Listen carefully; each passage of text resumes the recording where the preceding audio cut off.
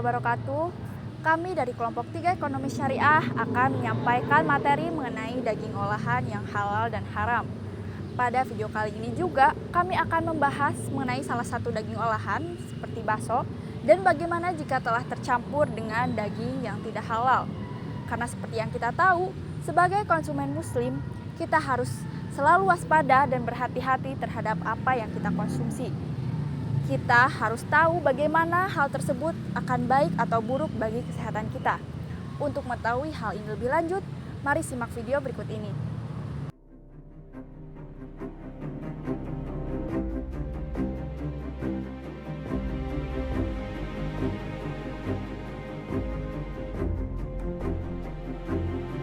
Karena buat sekarang untuk membeli harga daging itu sedang naik ya Pak, sedang mahal.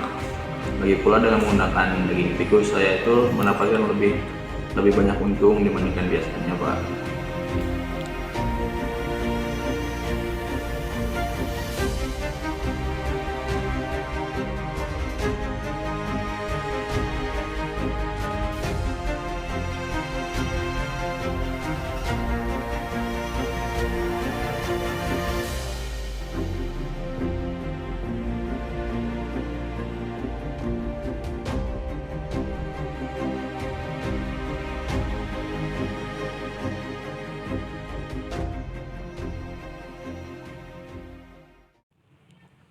Saya menggunakan bahan yang lebih banyak seperti bawang merah, bawang putih, lada yang lebih banyak supaya buat nutupin bau amis dari daging tikus tersebut Pak.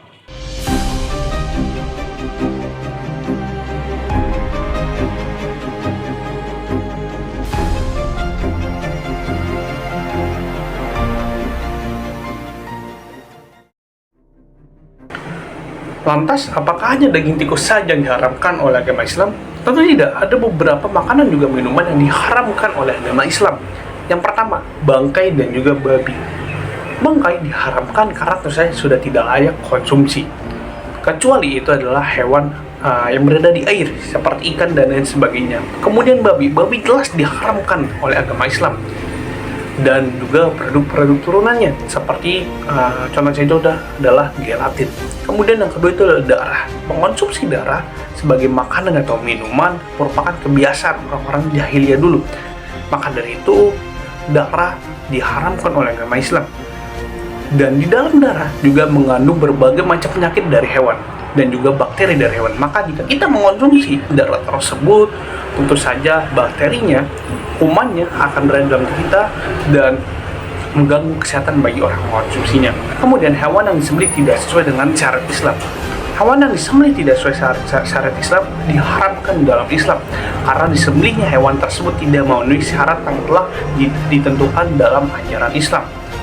Dalam Islam, hewan yang disembelih haruslah disembelih dengan cara yang benar dan sesuai dengan syariat Islam, yaitu dengan menyebut nama Allah SWT dan memotong leher tersebut dengan pisau yang tajam. Kemudian hewan yang bertaring. Hewan bertaring diharamkan dalam Islam karena telah disebutkan dalam hadis Nabi Muhammad SAW. Hadis tersebut menyatakan bahwa makan binatang buas bertaring adalah hal haram. Kemudian ada minuman keras atau khamar. Minuman keras yang dimaksud dalam ajaran Islam ini adalah minuman yang mengandung alkohol dan diharamkan dalam Islam segala minuman yang memabukkan.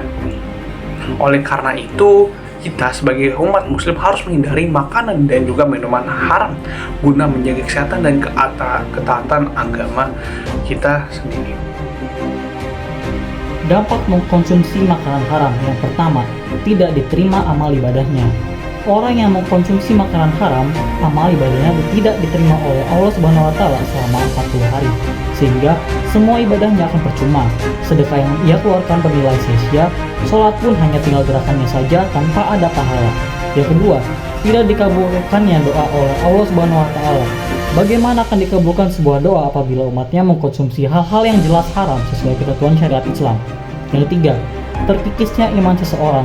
Artinya, semakin sering seorang muslim memakan makanan haram, baik haram zatnya maupun memperolehnya, maka akan semakin cepat pula imannya terkikis.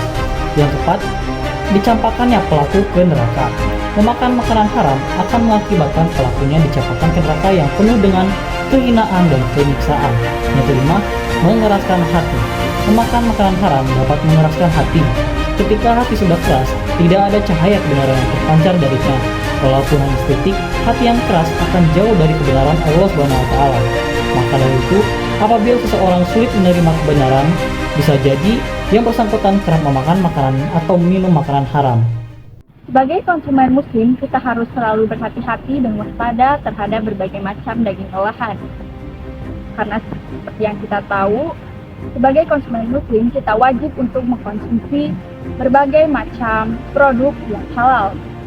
Karena produk yang haram akan menyebabkan berbagai macam penyakit yang datang ke tubuh kita dan berbagai kemudaratan. Dan tentunya produk yang haram juga akan mempengaruhi dalam cara kita beribadah kepada Allah SWT.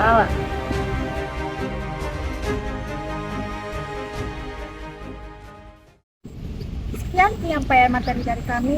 Mohon maaf apabila ada perbuatan ataupun perkataan baik yang disengaja ataupun tidak disengaja, mohon dimaklumi. Wabillahi taufiq wal hidayah. Wassalamualaikum warahmatullahi wabarakatuh.